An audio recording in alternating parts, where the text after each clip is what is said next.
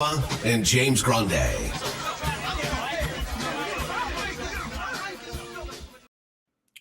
What is going on, FA Nation? Jon Impemba here with James Grande. Welcome into the Fantasy Alarm NBA DFS Playbook Preview Show. We got 5 games here on a Thursday. Kicking off at 7:30, Chicago, Toronto. Late night hammer. We got 2 10 p.m. games on this main slate. Indiana versus Sacramento.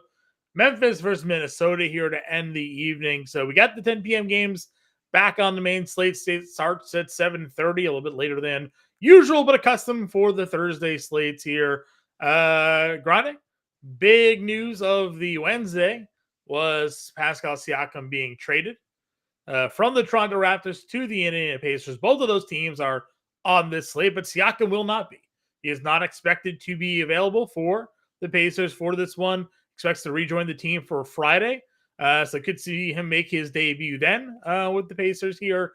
Could see Tyrese Halliburton, however, return Thursday in that matchup for them against the Sacramento Kings. Little revenge narrative return game for Halliburton. Probably no surprise to see him maybe want to get up there for that game. Yeah. So we got Chicago, Toronto, Washington versus the Knicks, who are on a back-to-back here. OKC versus Utah, Pacers, Kings, Grizzlies, Timberwolves as our 5 games on this main slate.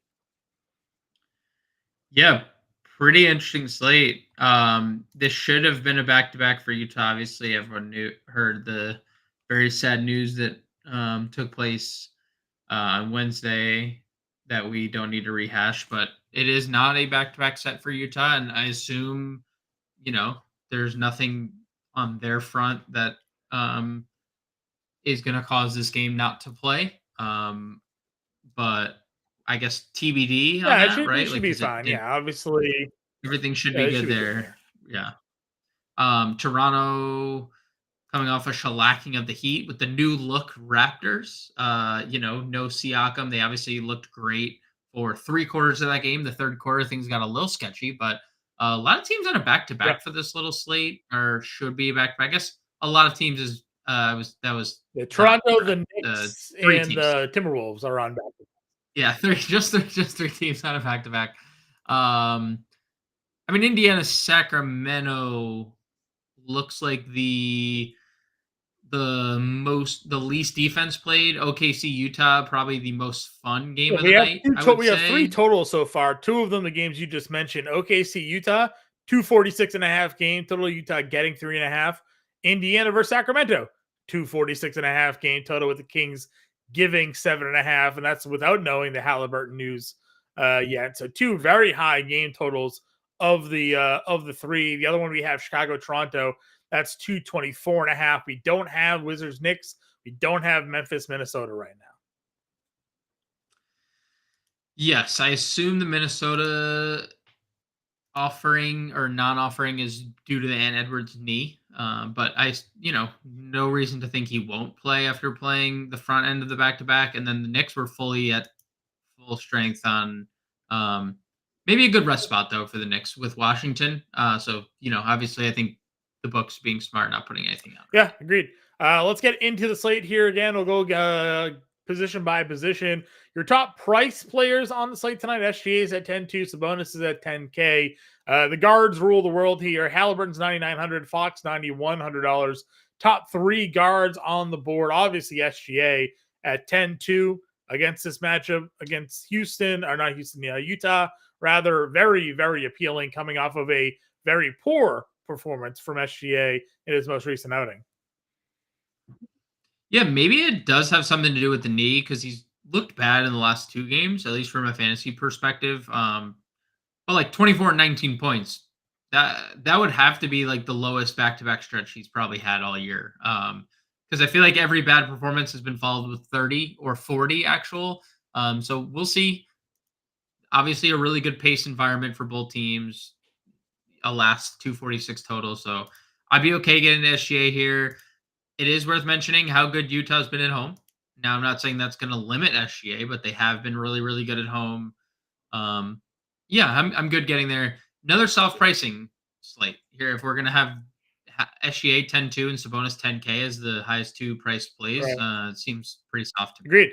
Obviously, if Halliburton 99 would be in a great spot if he was the return. Fox, we know on the other end of that game, anybody that faces the Pacers has an increased ceiling when it comes to what he can do. And of course, he's coming off of 51 fantasy points, 33 actual in that game against the Phoenix Suns, where they just had a monster lead and then gave it all away. What did you say? The teams that had were trailing by like, was it 30? 22 going into that point in the fourth quarter were 0 and 12,000 since or 1,200 since And 2020. the Suns came back and won that one. So we'll see what happens. Mid-tier range. I mean, listen, Brunson 85, great spot against the Wizards. Obviously, you know, we'll see if Wizards can even hang in that game. But Knicks are in a back-to-back. Anthony Edwards still ridiculously too cheap here at 8,400. Of course, yes, Memphis doesn't have anybody to play, so we'll see. We'll see what the spread in that game ends up looking like. Scotty Barnes and Dominion quickly 81 and 7K.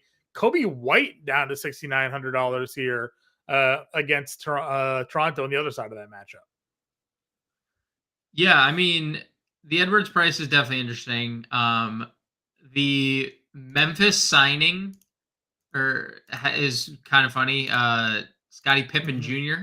is now a member of the Memphis Grizzlies, so we might see him make his debut as a Grizzly. They did beat the Warriors last time out, for what that's worth, right? Like, and obviously the Warriors have been bad. So again, take that for what it's worth. I think this material is really interesting. I mean, obviously the Raptors guys, we have 3 Raptors guys at point guard, 4 Raptors guys at point guard. If they run that same lineup that they did on Wednesday, is Gary Trent the highest rostered player in $4,300? Got to assume, right? Got to assume that would be the case, given the way he, shot lights out. Obviously in that game here. I mean, we don't have the box score there, but just to tell you all, if you didn't know what he did against Miami, started, played 31 minutes, went 10 of 13 from the floor, 8 of 9 from 3 at 28 actual. Only had 2 rebounds and 1 steal, but still at $4,300, he had 28 actual.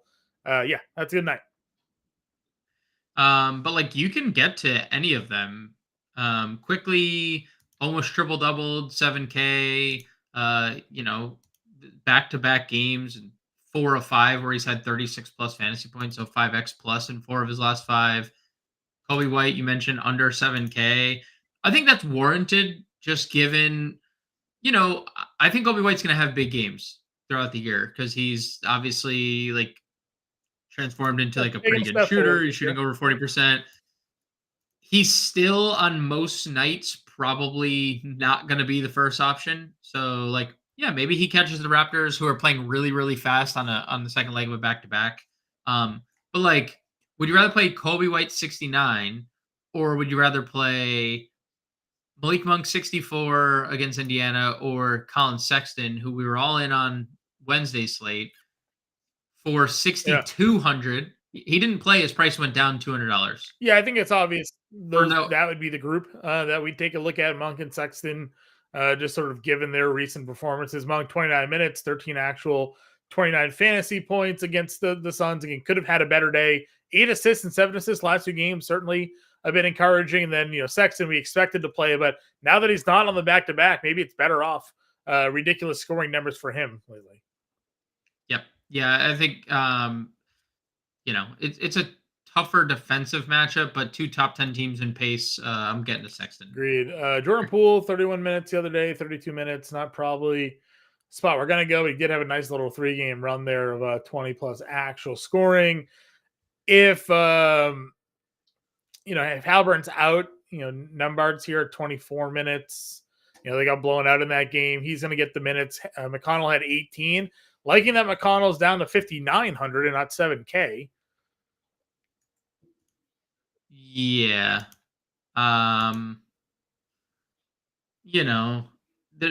What scenario is he playing minutes? Because like, he didn't play in the blowout. He played 19. Still was limited in like competitive game 2, where Nembhard plays 29 and 23. They don't have Bruce Brown anymore.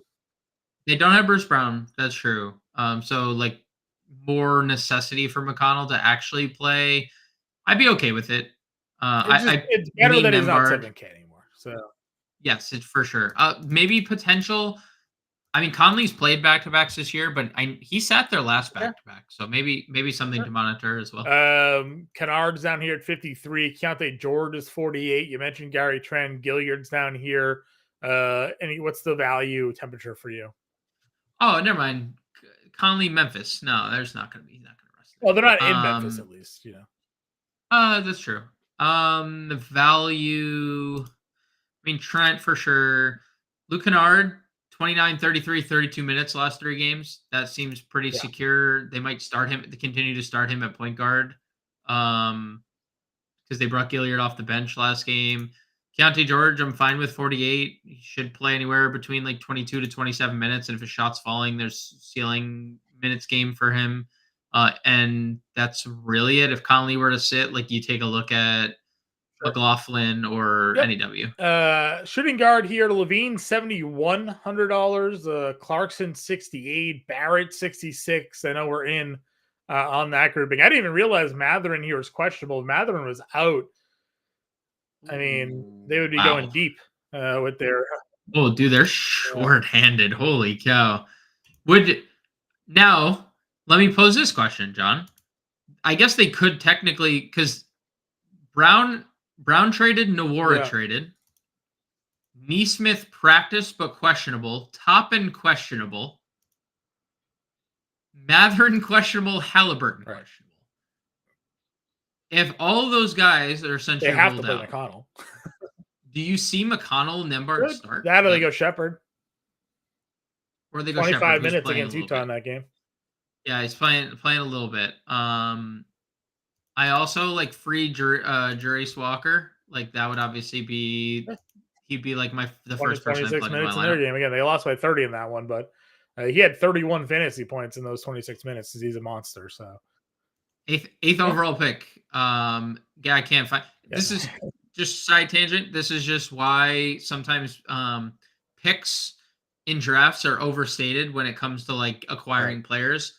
If that dude can't play for this team, just goes to show you like what does Indiana need those picks for? They just acquired Pascal Siakam to play over Jurace Walker, who they used in the lottery. So and he wasn't playing over Obi Toppin or Jalen Smith or like any of those guys. So like, for those that are like, wow, look at all that draft capital that Toronto got, which they did, and good for Toronto. But Indiana did not need the picks, especially when they're like talking about extending Siakam after this year, which was obviously. No, agreed. For sure. Again, a lot of these guys we have already discussed. Healed, I guess, would be the other benefit here if the guards are all out. For sure. Himself also a low revenge game there. $6,100. Can't do Giddy, I guess. You yelled at me for it the other day. Played 19 minutes. I don't know. Dude, he just doesn't play minutes. He just doesn't play minutes. I don't want to like. I'm sorry to burst your bubble. I know. Caruso 56, probably not. I mean, the minutes are there. I guess he's okay. The price is getting. That's what I said. I look at him and I'm like, 56. I liked him when he was 5K. And when people were out, when like.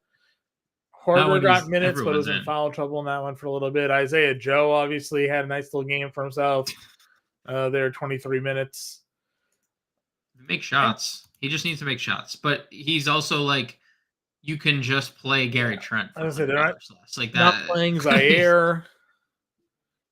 You mentioned Shepherd. That's obviously on the table if all these guys in Indiana sit. They just don't have have a choice. Yep, agreed. Small forward, Lord Markkinen's 83 still. Dude, they all went down. I know you just like touched on Clarkson. Same thing applies for me, by the way, personally. Like I would rather play Sexton, especially over Clarkson. Personally, no issue getting to Markkinen. Tough spot. He's going to see combinations of like good defenders, Lou Dort, Jalen Williams, going to see all those guys, but I want Lauri Markkinen to be on the Thunder, so this would be a good prove it game for OKC. I would like Lauri Markkinen to be in Oklahoma City Thunder. Agreed. Let's see. Barnes is there at 81. DeRozan 73. Jalen Williams continues to be a monster at 72. The Rosen revenge narrative. Traded him before a finals. The minutes champion. are nice. Yeah. The minutes are great. The pace-up spot is great. We've talked about Toronto's new look lineup. They're playing really fast, and the Bulls are playing really slow.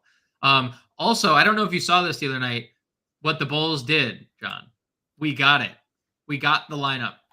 Okay. We got the Drummond Vuk lineup together for a few minutes the other day. Just wanted to throw it out there. Not relevant, but hilarious that actually happened. Love this tier. DeRozan, Barnes. I actually like the Barnes price quite a bit. 8,100 is a really good price for Scotty Barnes. DeRozan, great price tag, 7,300. He's obviously going to get some Scotty Barnes defense here. Jalen Williams, even, in a game that OKC would get close and then the Clippers just would pull away. Dude, he just does so many things on the floor. The scoring has obviously been elite, but he has 6 assists and so many games in a row. He's good on the glass. He's good defensively. So I like Williams. And we didn't really talk about RJ Barrett, but dude, he's been so good. I'm gonna keep saying it. RJ Barrett's a staple for me as long as he's under 7K, while he keeps playing the way he's playing. Because again, you talked about the Trent game. Barrett tonight, 26, 8, and 3 assists, 36 minutes, led the team, 9 of 14 shooting. He also missed 6 free throws. So if he doesn't miss 6 free throws, we're talking about a guy who has over 30 points again. So RJ Barrett, super staple for me. Yeah, he's in a monster. Denny had a 50 fantasy point game the other day. Had a 49 fantasy point game. If you can find the right day, 52, 40, 49, tournament play. If you find the right day, Denny can go off and have himself a night for $6,400. Vince Williams Jr. played 38 minutes. Shout out Vince Williams. Your boy finally getting the bag. Finally got the bag. Too. The entire team got hurt. He is now the man. So $6,100 is too cheap, but this is what we're getting out of him. He has a little herb to him. Not just because they're same position lefties too. Second round pick, super good defensively, super active everywhere. He has a lot of herb. He's not as good as Herb defensively, but Herb qualities to Vince Williams. Again, we were always liked him because he would sort of fill up the stat sheet. He wasn't shooting enough, and now he has to shoot. So, and 40% from 3 over the last 5 games for a guy who's shooting 35%. That's good to see. Yep. Where else are we going in the mid tier? If Neesmith plays and everybody doesn't, I would just assume Neesmith is going to get a bunch of run. He's a guy who they have relied on. If you get another guy, if you get the right game, Josh Hart doubled on Wednesday after being doubtful or questionable all day. David Roddy continues to play 20-something minutes off the bench. He's fine. If anyone sits, you have Kyle Anderson and NAW right here, but you would have to get somebody sitting, I would say, in that scenario. I don't think there's anything else that we really need to talk about. I do believe Isaiah Livers and Marvin Bagley are going to make their debut. Interesting note, Isaiah Livers, John, was Jordan Poole's college roommate, and they played on their Michigan team together. They're best friends. Isaiah Livers said Jordan Poole would have been his best man at his wedding. Power. Just throwing that out there. Randall, a lot of random $800. Moving on from the Isaiah Livers wedding story. Randall, a lot of random stats. Randall's $8,800 against the Wizards. That feels pretty good. It does feel. It feels good if he doesn't play, as long as he can play That's fourth fair. quarter. That's definitely fair. Triple J at 76. That feels good. I know Minnesota is obviously good, but dude, it's like 20 shots in 3 straight games. He's gone 10 for his last 40, John. And Triple J has 42 and 34 fantasy points in his last 2 games, despite going 10 for 40. He has a high ceiling. He just has a high ceiling, even on games where he can't make a single shot. There's a ceiling. Yeah, I agree. Again, not to skip over Towns at 8K, or Kuzma at 86. I just would rather go Randall or into this mid tier if I had to pick a way to go about building lineups for power forward. You do have Keegan Murray though at 6K against the Pacers. Feels like a really good spot for him here. Yep, feels like a ceiling spot for everyone on the Kings as long as they don't have a letdown after just the performance that they, where they just shit the bed down or up 22 with 8 minutes left. So that's a thing. Collins, for no reason, he was 6K the other day. For no reason, he's back to 5,500. If that's he loses out time to blowouts last time out. So definitely interested in Collins. Jalen Smith might also be the only Indiana Pacer available today. You mentioned all the guys that are questionable. No Siakam. Certainly could be a Jalen Smith thing. So Jalen Smith, this might be his final audition for either the Pacers to keep him as the backup center or for someone to trade for Jalen Smith. I don't know if you saw it was either going to be Jordan Nwora or Jalen Smith, which is a weird, one or the other. They went with Jordan Nwora?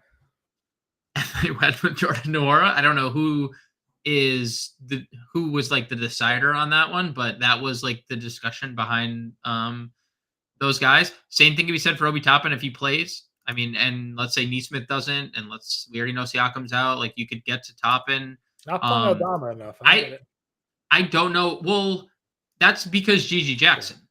And that's the next question. 4K Gigi Jackson has gone nuclear. I don't know what to do with this. And you play him, obviously. So he's going to be... So I said Gary Trent was going to be the highest owned play of the slate. But, Gigi Jackson's going to realistically probably be the highest owned play of the slate, right? That's pretty much set in stone. Gigi Jackson gets 100%. If you're playing, you're building 20 lineups, he didn't start.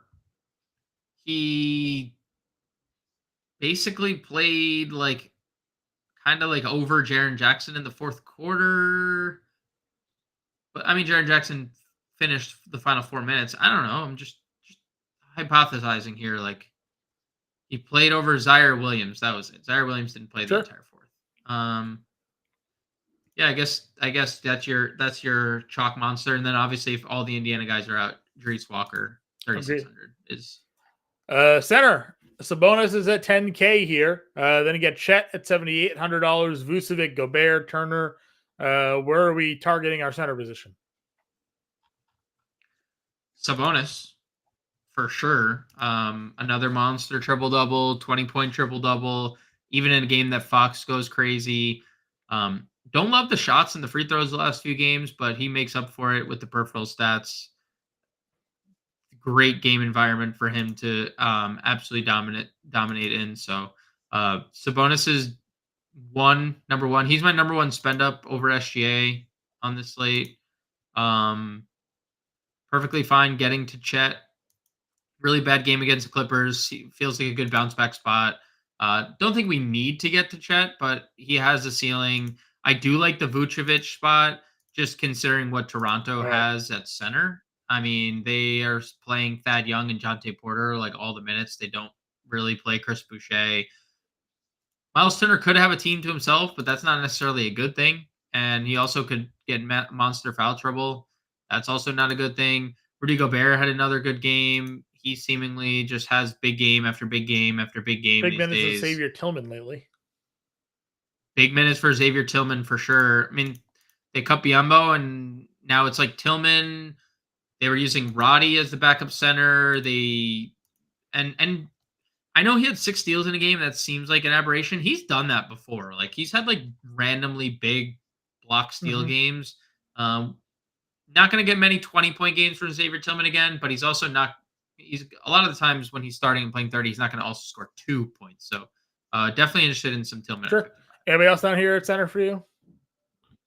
Isaiah Jackson always in play in tournaments.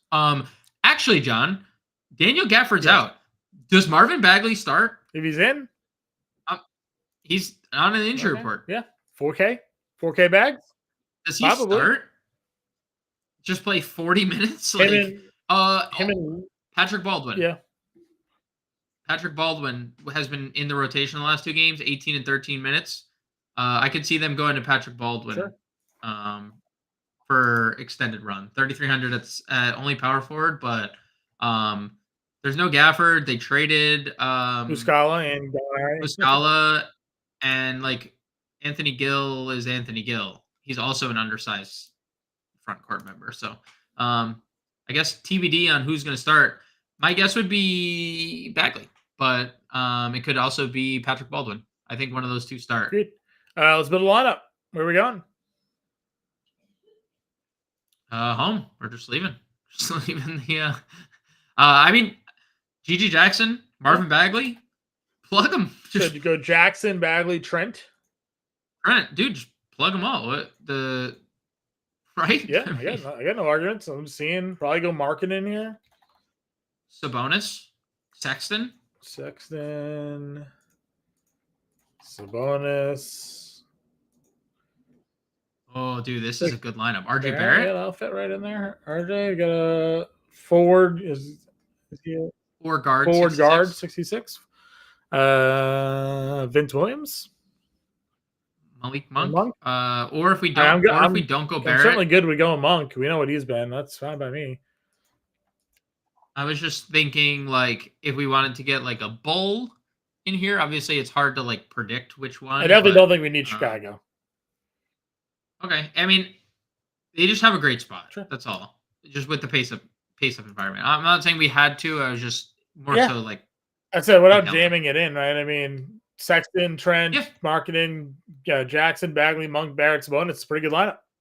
Love that. Pretty good lineup. All right, guys. Well, we have a live stream at 5:00 Eastern time, 7:30 start. So look to half an hour for everybody to build their lineups. Remember to like and subscribe to the show if you haven't done so already. Check out the playbook when it goes live on Thursday. We'll be back later. We'll talk to you then.